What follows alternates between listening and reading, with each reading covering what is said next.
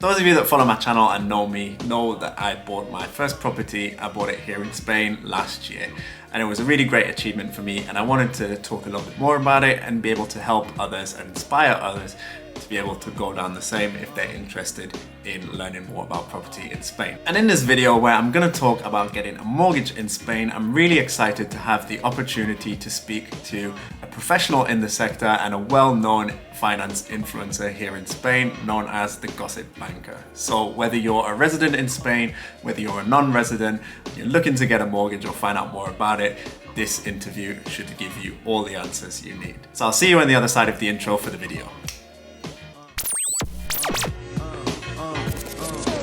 Welcome to Millennials with Money. My name is Johnny. Thank you for joining me for this video. Let's get this money. Hello, welcome everybody. Thanks for joining us. So I'm with the Gossip Banker. So can you tell us a little bit about yourself? So I've been in banking for 27 years now. Basically, I've been in various branch management positions, and now I'm working in a real estate company as a sales manager. And in this position, I basically work on mortgages with different banking entities and provide financial advice to clients of the real estate company. Now I have a channel on YouTube. I'm on TikTok and Instagram and social media. And I realized that a lot of the queries I was getting were typically based around mortgage financing. And as my specialization was already in banking, this topic of mortgage financing and explaining feasibility studies as something that's proven to be very successful in what I've been doing. Yeah, exactly. And I mean, I come to watch your Instagram, I come to watch your TikToks, and I've learned an awful lot. I wish I'd found it when I was doing my own mortgage process, because I'm sure it would have been useful. But yeah, definitely for people looking at getting a mortgage in Spain, definitely some great wisdom on your account. And it's really great that you share that with people. So in today's video, in today's interview, we're gonna talk a little bit about what it's like to get a mortgage in Spain. We're gonna look at what types of mortgage are available, where you can look for a mortgage, how you can have a successful application, how much money will the bank give you, what mortgage is right for you, and we're also going to finish with some advice for young people as well.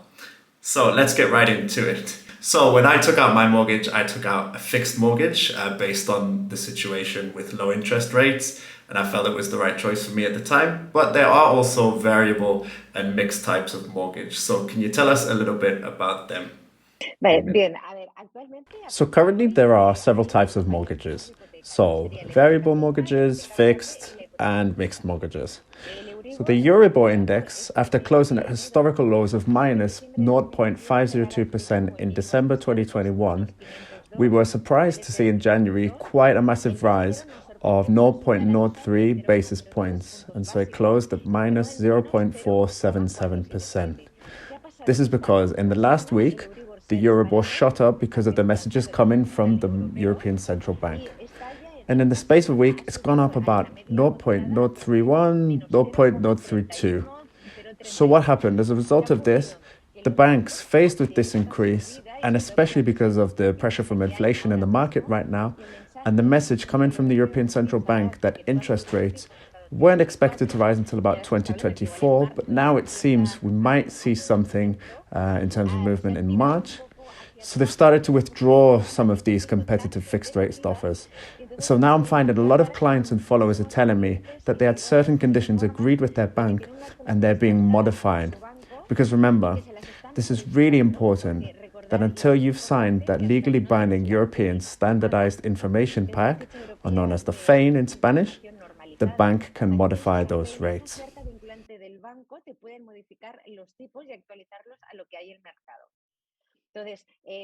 So what we saw in the market in 2021, we saw historical lows for fixed rate mortgages. It's something that we're not going to see in 2022. Now for the variable mortgages. So yes, the banks are going to take another look at the conditions of fixed rate mortgages, given that the Euribor was negative and the fixed rate mortgages are more profitable for them.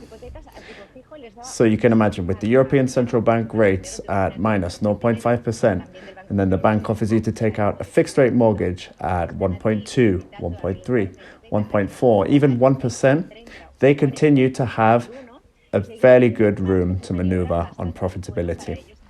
However, with the variable mortgages, with the Euribor negative at minus 0.5% through 2021, it wasn't profitable then for them to even offer you a mortgage at the rate of the Euribor plus 1%. Now, the opposite is going to happen. We're going to see a significant increase in the rates of fixed rate mortgages, and we're going to start to see differentials of variable mortgages with respect to the Euribor that are much more attractive than last year. So last year we might have seen, for example, the Euribor plus 0.9, 1%. But this year we might start to see Euribor plus 0.8, 0.7, even 0.6% to attract future mortgage clients to switch from thinking about a fixed rate mortgage and get them to start thinking about variable rate, because the banks will probably get about 14% more profitability. Yeah, so a lot to take in from that answer, but two main points that stood out to me definitely was what you said about the FEIN, so the FEIN that you need to sign with your bank. So until that is signed, this is essentially the form that confirms the conditions of that mortgage by law. Once that is signed, the bank can no longer modify the majority of the conditions written on that FEIN. They can no longer modify them going forward. And second, as you were saying, so I took advantage of the fixed mortgage because of the low Euribor rates last year. However, now because the Euribor is on the way back up, some of the fixed mortgage rates are increasing, and so the banks are trying to become a little bit more competitive with the variable mortgage offers. So now let's go on to the second question. So where can you look for a mortgage in Spain? Now the obvious answer is a bank. Most people will go to the bank. However, there are mortgage brokerage services in Spain. So as you may know, in the US, more than 60% of mortgage applications begin through a mortgage broker or a real estate credit intermediary, as they would be known as in Spain. We also have mortgages online, and we also have mortgages that you can apply for directly in a bank branch. I would say it's good to start on the internet, and it's okay to analyze and compare, because about 40% of all products and services sold start with a Google search. So I would always recommend doing a Google search, looking at different mortgage platforms. However, the most attractive mortgages are always in bank branches. Let me explain why.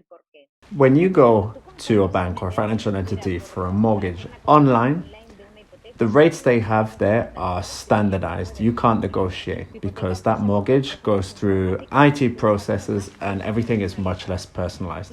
However, if you go to a bank branch, they have a very clear and specific set of objectives to attract clients, get people to save, take out insurance, debt, invest in funds there. So they'll fight a lot more for you as a customer because that mortgage stays in that branch rather than in the wider banking entity. And because that mortgage was executed in the branch, it helps them achieve their objectives.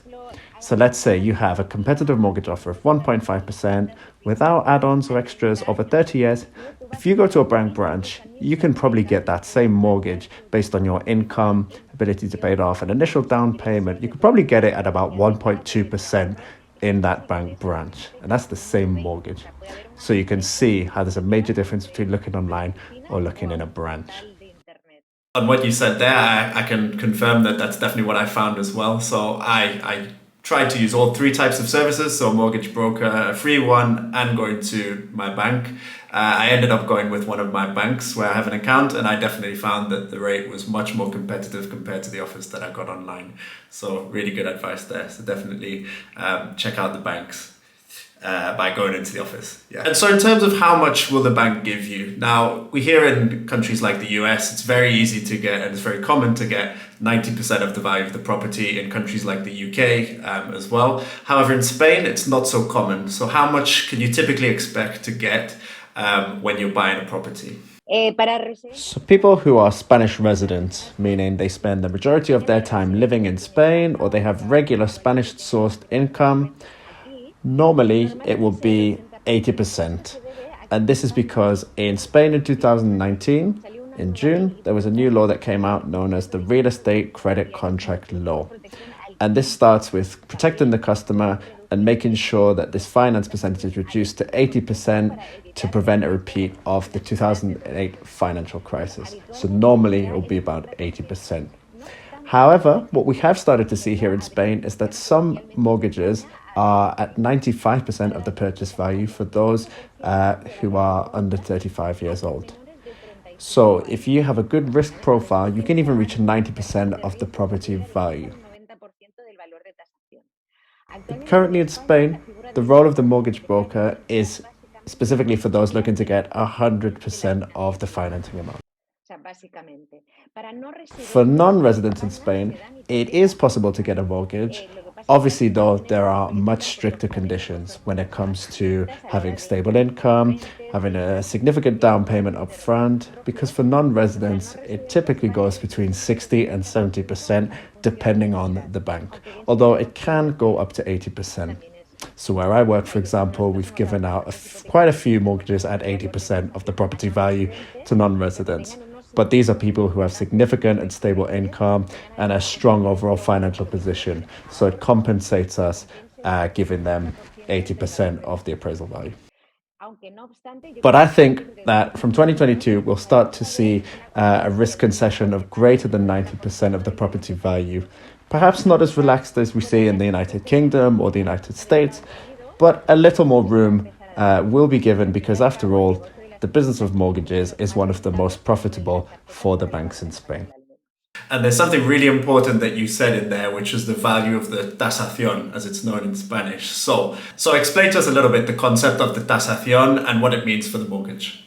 So the tasación is a property appraisal report that has to be done by companies certified by the Bank of Spain.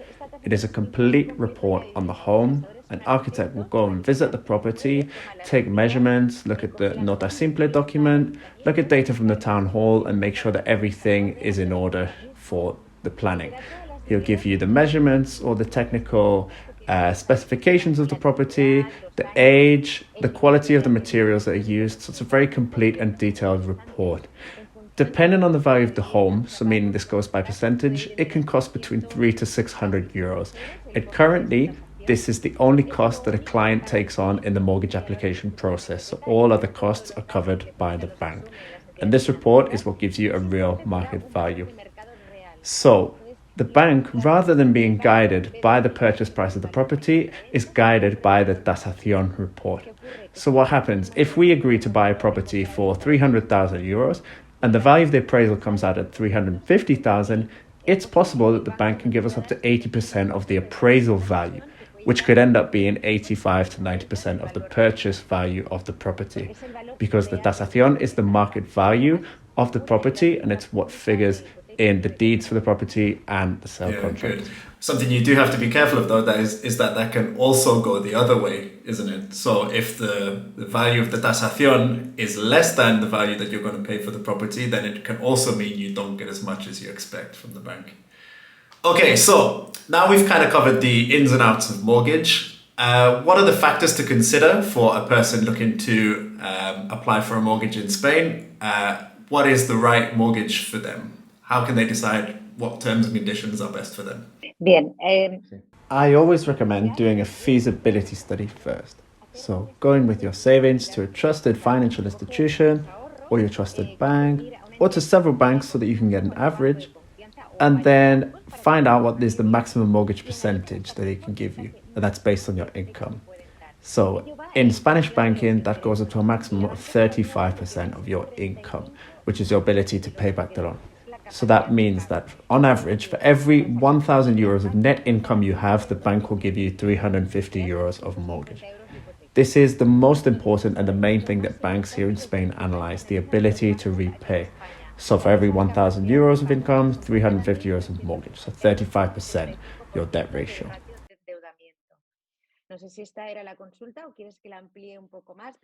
It's important that you have capacity to save, that you have a budget, you know what the maximum mortgage amount is that they can give you.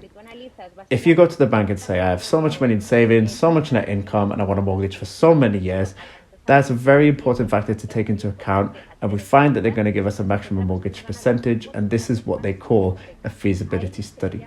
So I do a lot of these. For example, I study the entire profile of a client, make a report, and study exactly what amount they can ask for, and if they're interested in whether it's a fixed or variable mortgage, so that I'm able to offer them the best rates and mortgage amount. Yeah, and so I would add to that the key thing you said is the capacity to pay on a monthly basis. So you may have the capacity to pay it now, but you need to keep in mind as well if your professional situation, your income situation could change over the long term, for better or for worse. So you need to keep that in mind. But another thing to keep in mind as well is that, your income is a factor, but the more money you can put up front, the more that will reduce your monthly payments. So, it's all very situation based. So just because, you don't have a really high paying job, it doesn't mean that you can't afford a big property if you have a large amount of money up front that you can pay down. Cool. And so for people who are maybe thinking about applying for a mortgage now, so linked to the prior question, what steps would you advise them or would you suggest they do to give themselves the best chance at a successful application? So prepare your budget, be very clear, even before signing the deposit contract, of how much net income you can put towards your mortgage. This is going to be your largest recurring income and normally is in the budget for a family. So starting with a budget, know how many years you can apply for, and then what I was explaining to you before, analyze the monthly mortgage payment amount. To have a successful mortgage application, make sure you have all the important things. So fixed work contract, or if you're a self-employed professional, be able to demonstrate recurring income. Because what the bank wants is to give you the money and then for you to return it to them with interest. So the most important thing that you must show the bank is first, how much savings you can put forward, and then that you really have a long-term and proven payment capacity that you can continue to pay off that mortgage over its duration. So you can demonstrate this by showing your last 3 pay slips, the tax declaration from whatever country you're from. Other recurring rental income is also useful. Bank movements are useful to see a bit of the client's financial behavior. But ultimately, it's to be sure that you have the income to be able to pay off the mortgage, whether that's business or employer income, but always in line with the monthly payment that you're applying for. And of course, my channel is called Millennials with Money, suggesting it's for a younger audience. And it's obviously very difficult, not just for young people in general, but particularly in Spain, for young people to look for their own property and be able to buy a property. But it's not impossible. And we want to give hope and inspiration to any young people watching. So what tips or advice could you give to young people who are looking at or aspire to own a property similarly so that they can be successful and make that first step? For young people, the main advantage they have is that there's several banks that have rolled out mortgage offers at 95% of the purchase value. So this can facilitate access to financing for them. And in turn, the banks will only ask you for a good income level. The challenge facing young people is that they often have a lower capacity for saving and not a lot of savings for down payment. And so these 95% mortgages is a way to compensate for that. So we often have young people who have good income but don't have the savings to be able to buy a house or the house that they want. So many banks have realized that they see the job stability or high income, but they don't necessarily have that down payment because of their age. So this is where these 95% mortgages have come from. And in some entities, it can even go up to 100% as long as the customer pays for the expenses. So that's one way for young people to get a mortgage. Alternatively, we can also look at the role of a guarantor, which is when someone acts to guarantee the loan in the event that you don't pay. So their present and future assets can be used as collateral over the life of the loan. So a guarantor can really support mortgages for young people. Perfect. So really appreciate your time and your answers. Absolutely fantastic information and really, really detailed as well. And I hope that it helps, and I really hope that it helps the people watching as well. So if you guys want to check out the Gossip Banker, so she is on YouTube, she's on Instagram and TikTok as well. I will leave her handle both on the video and in the description as well, so you can go and check her out, guys. And thank you again. And yeah, great to speak to you. Nice to meet you. Thank you very much for your time. So guys, I hope you enjoyed that interview. I really enjoyed participating in it and asking questions. I learned so much from this, and I'm sure that it will help some of you out there watching. Be sure to check out the Gossip Banker on social media and on YouTube, and why not leave a comment and let us know about your experience of getting a mortgage in Spain, or if any particular piece of information that we shared in the video was useful to you. And why not check out my other videos, and if you're not yet subscribed and you want to see more content like this, then make sure you hit the subscribe button with the notification bell so that you don't miss a single update. I'll see you on the next one. And let's get this mortgage.